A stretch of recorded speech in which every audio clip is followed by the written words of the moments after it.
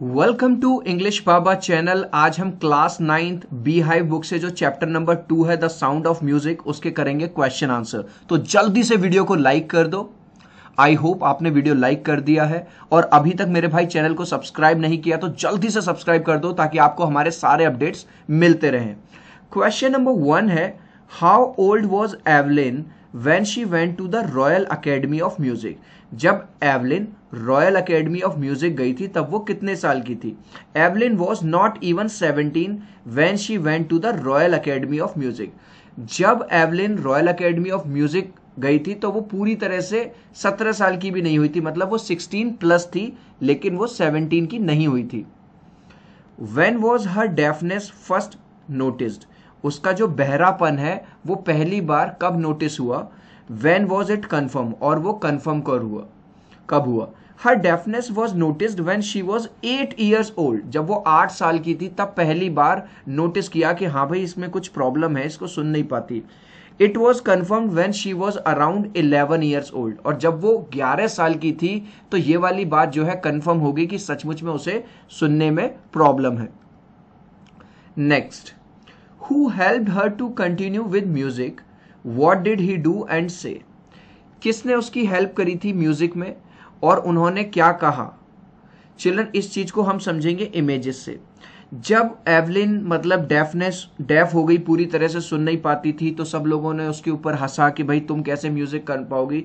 लेकिन एक टीचर थे, ठीक है, रॉन फॉब्स, उन्होंने कहा कि अगर तुम सुन नहीं पा रही हो तो बॉडी के अदर पार्ट से कोशिश करो, और तब जाके फाइनली वो म्यूजिक को फील करने लगी।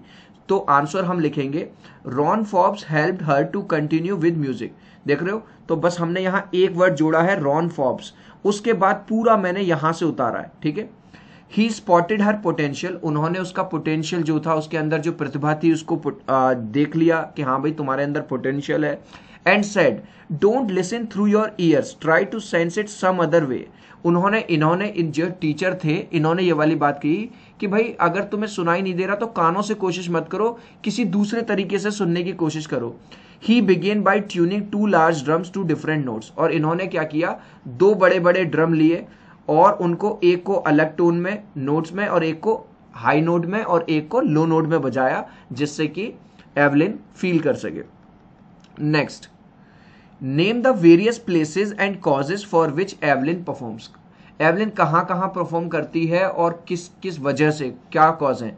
Apart from her regular concert, वो रेगुलर कॉन्सर्ट तो करती है। रेगुलर कॉन्सर्ट क्या होते हैं? जो गाने बजाने वाले जो शो होते हैं, जैसे बड़े बड़े अरिजीत सिंह वगैरह वो सब आते हैं। एवलिन परफॉर्म्स इन प्रिजन्स, वो जेल में भी परफॉर्म करती है, हॉस्पिटल्स में भी परफॉर्म करती है, ठीक है। नेक्स्ट,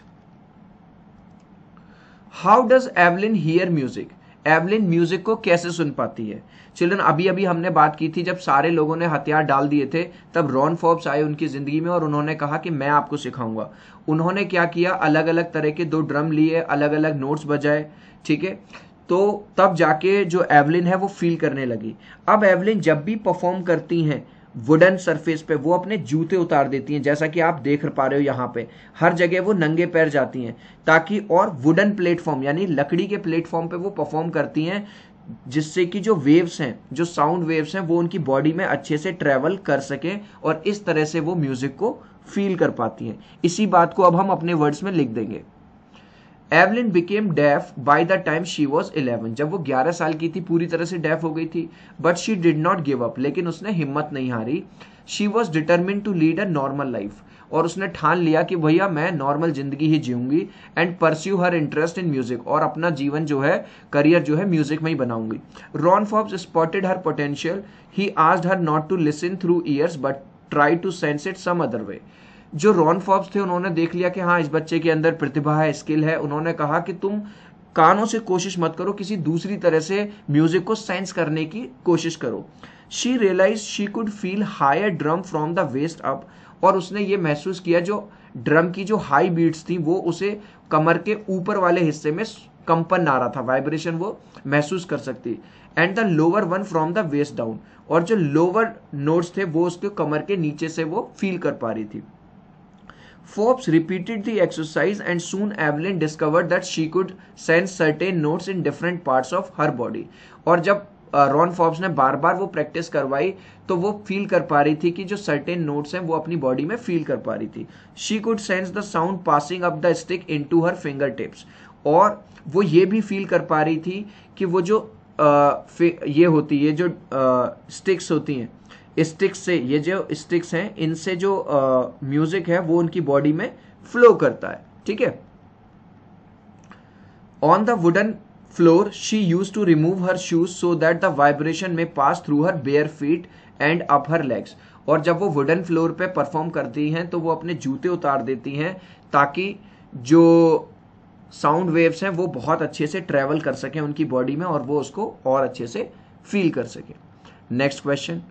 चिल्ड्रन, इस क्वेश्चन का आंसर आप मुझे दोगे कमेंट सेक्शन में. देखते हैं कितने बच्चे राइट आंसर देते हैं. What did Ron Forbes advise Evelyn. क्या उन्होंने एडवाइस की थी? फॉरगेट म्यूजिक, भूल जाओ. लिसन म्यूजिक थ्रू ईयर्स, कानों से सुनो. Feel and send music with her body. ठीक है. और या फील करो म्यूजिक को, सेंस करो अपनी बॉडी से, या नन. तो आप अपना आंसर दे सकते हो ए, बी, सी या डी. देखता हूं कितने बच्चे राइट आंसर देते हैं. आई होप मेरी ये छोटी सी एक्सप्लेनेशन आपको अच्छी लगी होगी. वीडियो को लाइक कर देना, चैनल को सब्सक्राइब कर देना. मिलते हैं अगले वीडियो में. बाय.